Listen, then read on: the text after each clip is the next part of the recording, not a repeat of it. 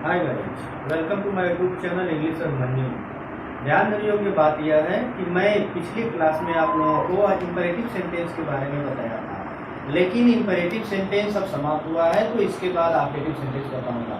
Optative sentence बताने से पहले मैं आप लोगों को यह बताना चाहूंगा कि आप लोग अगर इसको पसंद कर रहे हैं तो निश्चित ही सब्सक्राइब करें और शेयर करें। नरेशन सिखाने की गारंटी मेरी है। लेकिन आप लोग जो है ध्यान से पूरा वीडियो नहीं देखते हैं। इस पूरे वीडियो को देखिए, शुरू से लेके अंत तक देखिए, तब समझ में आएगा, तब जाके जो है मेरी कसम पूरी होगी। इसलिए आज के वीडियो में मैं आपको ऑप्टेटिव सेंटेंस पढ़ाऊंगा। इस ऑप्टेटिव सेंटेंस को ध्यान से सुने। ऑप्टेटिव सेंटेंस में होता है कामना सूचक वाक्य। ऑप्टेटिव सेंटेंस की परिभाषा मैं सेंटेंस में लिखवाया हुआ हूं, आप वहां से उसको क्लिक करके अध्ययन कर सकते हैं। तो आइए गाइज, ऑप्टेटिव सेंटेंस का डायरेक्ट से इनडायरेक्ट नरेशन कैसे बनता है, इसमें मैं लिखता हूं रूल 1। इसमें है कि यदि रिपोर्टेड स्पीच में, आरएस का मतलब रिपोर्टेड स्पीच, आपको पहले से ही मैं बता चुका हूं। यदि रिपोर्टेड स्पीच में ऑप्टेटिव सेंटेंस आए, ऑप्टेटिव सेंटेंस आए तो रिपोर्टिंग वर्ब सेड को, तो रिपोर्टिंग वर्ब सेड को वाक्य के भाव के अनुसार, वाक्य के भाव के अनुसार विश्ड, कामना होगी तो विश्ड, अभिशाप होगा तो कर्सड, और प्रार्थना का भाव प्रकट होगा तो प्रेड में बदलकर, प्रेड में बदलकर आने वाले वाक्य को कनेक्टिव दैट से जोड़ देते हैं, connective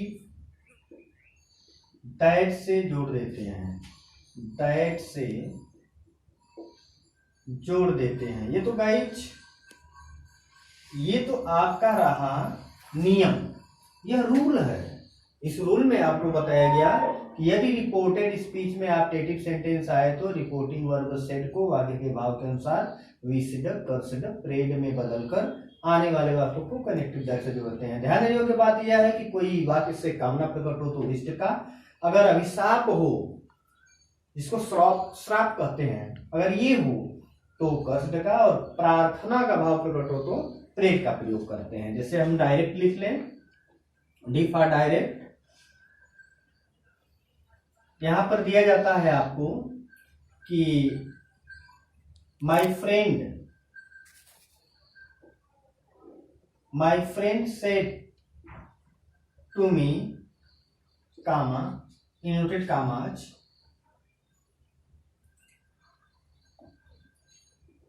may you live long, full stop and close inverted commas. Now you will have to change into indirect speech. What will be the indirect narration? Just listen to me carefully. What is the reporting verb subject? My friend. First we write what? My friend. My friend. My friend. What type sentence in the reported speech came? You know, optative sentence. Then it's what, wish, कामना किया जा रहा है, इसलिए यहां पर क्या हो जाएगा, विश्ड। सेड किससे बदल जाएगा, wished. My friend wished me, connective that. After connective subject, it's second person pronoun, you is second person pronoun, then it will be change according to reporting verb object.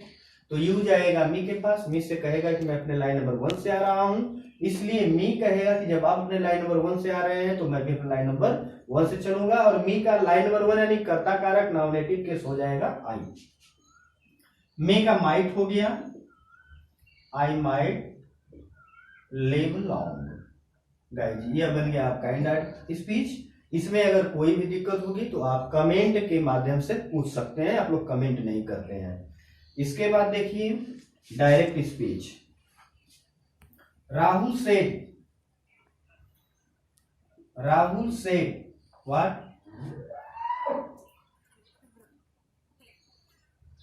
May you go to die. भगवान करे तुम मर जाओ। ऐसा क्या कर रहा है? अभिशाप दे रहा है, इसलिए इसका इनडायरेक्ट स्पीच हो जाएगा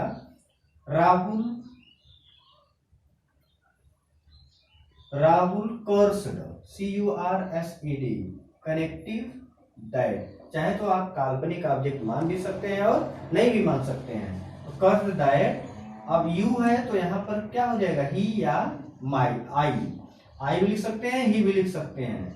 तो आई माइट, मे का माइट हो जाता है। आई माइट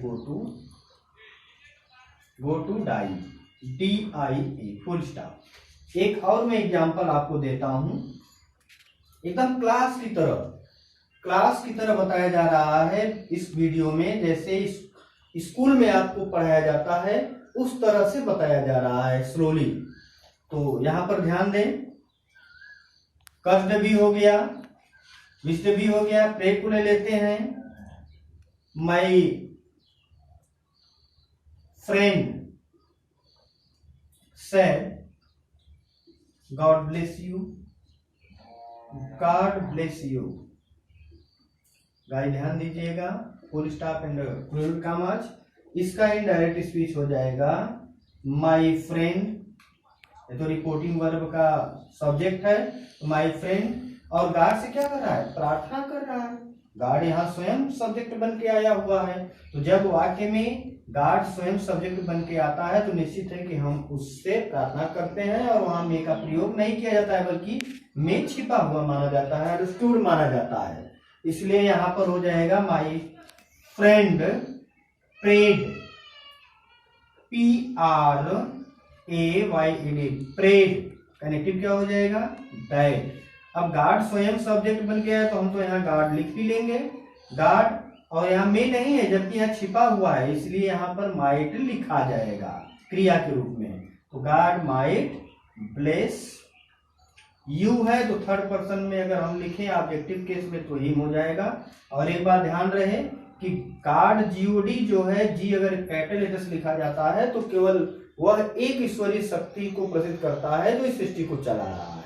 अगर स्मॉल जी से गार्ड हम लिखते तो इसका मतलब हो जाता गांव घर के छोटे मोटे देवी देवता। तो इतना ध्यान रहे गार्ड में। अब इसमें मैं ले चलता हूं आपको रूल 2 में। रूल 1 लग रहा है कि आपको समझ में आया होगा। तो गाइज आइए रूल 2 में हम देखते हैं क्या होता है। रूल 2 थोड़ा सा एयरफोर्स नेवी के लिए मोस्ट इंपॉर्टेंट, वैसे तो हर एक रूल इंपॉर्टेंट है लेकिन वो मोस्ट है, क्योंकि कभी कभी ऐसा एग्जाम में आया था। जैसे रूल 2 में लिख देता हूं, रूल 2, यदि रिपोर्टेड स्पीच में क्या आए? Good morning, good evening, good afternoon,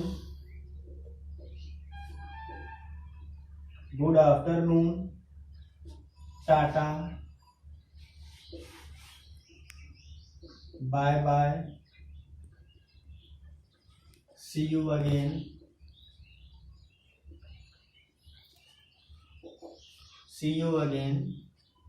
etc.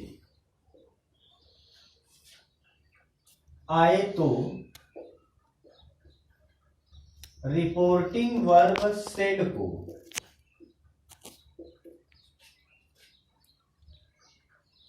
Wished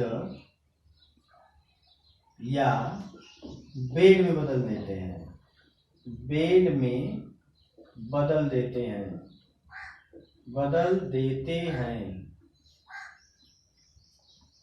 और आने वाले वाक्य को जोड़ देते हैं, इसमें कनेक्टिव की आवश्यकता नहीं पड़ती है। जैसे देख लीजिए एग्जाम्पल में मैं सेंटेंस देता हूं कि he said comma bye bye, full stop close inverted comma. इसी का आपको इनडायरेक्ट स्पीच में परिवर्तन करना है, तो यहाँ हो जाएगा ही बेड बाय बाय। इतना ध्यान रखिए, सेट को अगर बाय बाय आ गया तो सेट को हम किससे बदलेंगे, बेड बदलेंगे, और वाक्य को आगे वाले वाक्य को लिख देंगे। इसमें कनेक्टिव की आवश्यकता नहीं पड़ती है, राइट, कनेक्टिव इसमें नहीं प्रयुक्त की जाती है। चाहे तो अगर good morning, good evening, good afternoon अगर ये आता हो तो हम बेड के स्थान पर विश्ड का भी प्रयोग कर सकते हैं, जैसे उसको भी देख लीजिए। The student said, the student said comma inverted commas, good morning sir, good morning sir, full stop and close inverted commas. अब ध्यान देने योग्य बात यह है, देखिए, द स्टूडेंट से किसमें बदल जाएगा, आप बेड में भी बदल सकते हैं या विज्ड में भी बदल सकते हैं, विज्ड में भी बदल सकते हैं और किसमें, बेड में भी बदल सकते हैं। हम बेड भी लिख सकते हैं, दोनों में से किसी एक का प्रयोग हम कर सकते हैं। पोलाइटली या रिस्पेक्टफुली, देखिए सर या मैडम आता हो, रिपोर्टेड, यदि रिपोर्टेड से इसमें सर या मैडम आए तो यह रिस्पेक्टफुली में बदल जाता है, इसलिए सर को हम रिस्पेक्टफुली कर देंगे, respectfully good morning, good morning. यह गाइज रहा है आपका इनडायरेक्ट स्पीच। फिर इस तरह से ऑब्जेक्टिव सेंटेंस समाप्त हुआ। मैं आपको लेके चलता हूं एक्सक्लेमेटरी सेंटेंस में। तो आइए एक्सक्लेमेटरी सेंटेंस हम लोग पढ़ते हैं। एक्सक्लेमेटरी में क्या होता है ध्यान दीजिएगा, और एक्सक्लेमेटरी सेंटेंस को जानने के लिए मेरे इस चैनल में सेंटेंस जब पढ़ेंगे तो वहां एक्सक्लेमेटरी सेंटेंस के बारे में बताया गया है। एक्सक्लेमेटरी सेंटेंस, इसका मतलब होता है विस्मयादि बोधक वाक्य या विस्मय बोधक अव्यय। तो इसमें हम आते हैं रूल 1 में, या रूल 1 में आते हैं। इसमें स्पष्ट लिखा है कि यदि रिपोर्टेड स्पीच में एक्सक्लेमेटरी सेंटेंस आए तो एक्सक्लेमेटरी सेंटेंस आए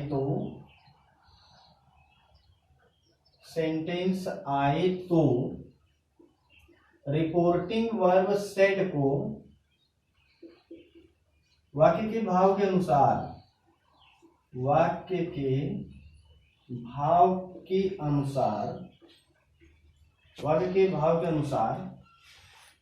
एक्सक्लाइम्ड विथ EXCLA यहाँ गाइज आई हो जाता है, एक्सक्लाइम्ड विथ। खुशी का भाव होगा तो जॉय में, और दुख का होगा तो सारो में, घृणा का होगा तो हेट में, आश्चर्य का होगा तो सरप्राइज या वंडर में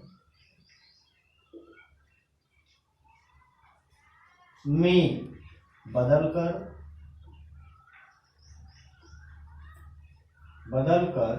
आने वाले वाक्य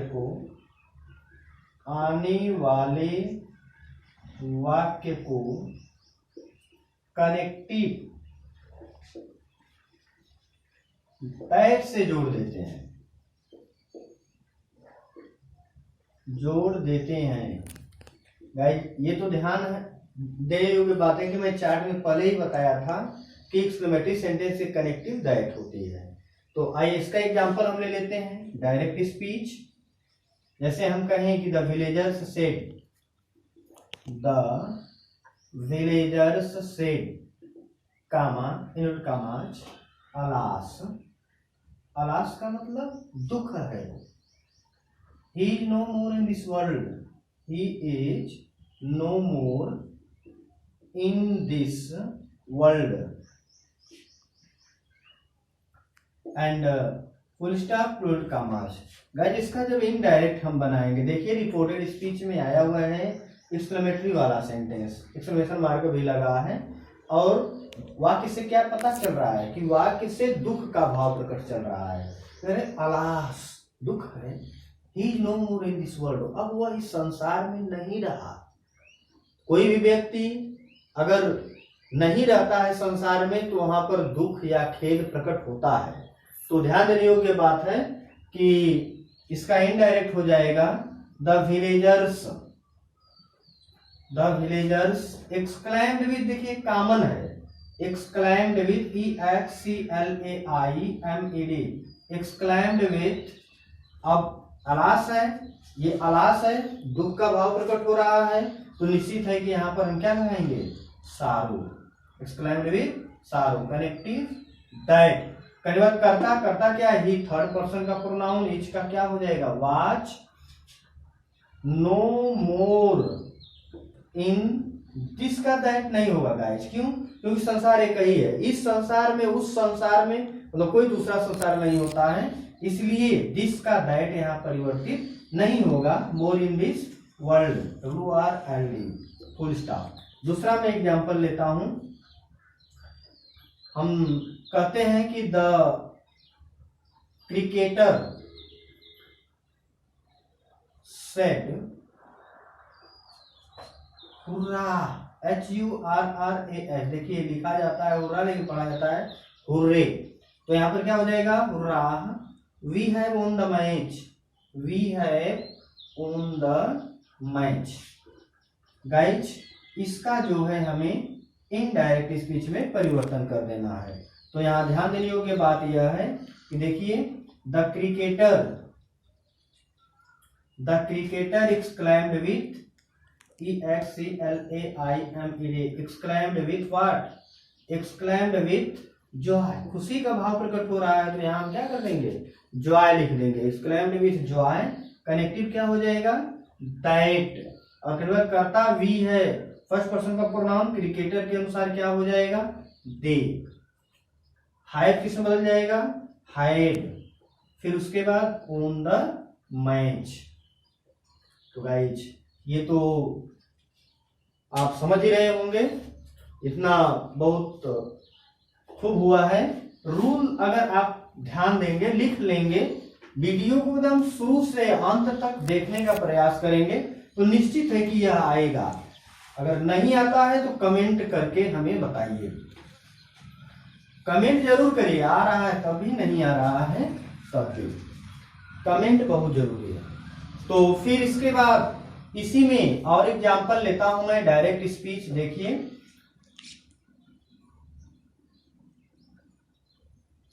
one girl said to me, one girl said to me, एक लड़की मुझसे कही, फाई मिस छी, he is very dirty, yeah, you are very dirty boy, you are very dirty boy, इसका गाइस हमें इनडायरेक्ट स्पीच में परिवर्तन कर देना है। तो ध्यान देने योग्य बात यह है कि एक लड़की कही है, one girl exclaimed with EXCLAIMED, exclaimed with what, घृणा है तो हेट, और connective that, you second person का प्रोनाउन, ऑब्जेक्ट के पास जाएगा, यू जाएगा मी के पास, मी से कहेगा मैं अपने लाइन नंबर 1 से आ रहा हूं, तो मी बोलेगा कि जब आप अपने लाइन नंबर 1 से आ रहे हैं तो हम भी अपने लाइन नंबर 1 से चलेंगे। इसलिए मी का लाइन नंबर 1 यानी नॉमिनेटिव केस, कर्ता कारक, क्योंकि यहाँ कर्ता कारक से है, तो क्या हो जाएगा, मी का आई, आर का क्या हो जाएगा, was, very dirty boy, guys next example ही सब कुछ है। आप एग्जाम्पल देखें, अधिक से अधिक इसको हल करने का प्रयास करें। जो लोग समझ रहे होंगे कि हमें आ रहा है तो एक बार वो भी जरूर देखें इसे, ताकि वह भूले न पावे। यहां पर देख लीजिए, हमने लिख दिया he said comma and commas, how beautiful, आश्चर्य के लिए, how beautiful she is, exclamation mark, close inverted commas. Guys इसका इनडायरेक्ट बनाना है, तो आप ये ट्रांसफॉर्मेशन पढ़े ही होंगे। यह जो एक्सक्लेमेटरी सेंटेंस है रिपोर्टेड स्पीच में, यह जब इनडायरेक्ट में बदलेगा तो यह एसर्टिव में बदल जाएगा। और एसर्टिव में बदलता है तो कैसे बदलता है, how plus adjective, very plus adjective में बदल जाता है। इतना ध्यान रहे तो हो जाएगा he exclaimed with, EXCLAIMED, exclaimed with what? Wonder or surprise. Connective that, अब कनेक्टिव बात करता है नंबर, करता क्या है, see third person pronoun, no changing, is का क्या हो जाएगा, वाच। और हाउ प्लस एडजेक्टिव, यानी हाउ के बाद अगर एडजेक्टिव आता है तो हाउ को हम बदल लेते हैं वेरी प्लस एडजेक्टिव क्या है, ब्यूटीफुल। तो गाइस क्या हो गया, देख लीजिए, he exclaimed with surprise that she was very beautiful. इधर जो है एसर्टिव में परिवर्तित हो गया। और एक एग्जांपल लेते हैं, हम लिखते हैं कि Ravi said comma invert commas how foolish you are, how foolish you are, exclamation mark and close inverted commas. Guys इसका इनडायरेक्ट बनाना है तो आप तो अब आसानी से बना सकते हैं कि रवि एक्सक्लेम्ड विथ वंडर और सरप्राइज, और after that connective that, after connective subject you है, सेकंड पर्सन प्रोनाउन यहाँ है नहीं, ऑब्जेक्ट तो है नहीं, तो तुम फर्स्ट या थर्ड पर्सन बदल जाएगा, तो हमने ही लिख दिया।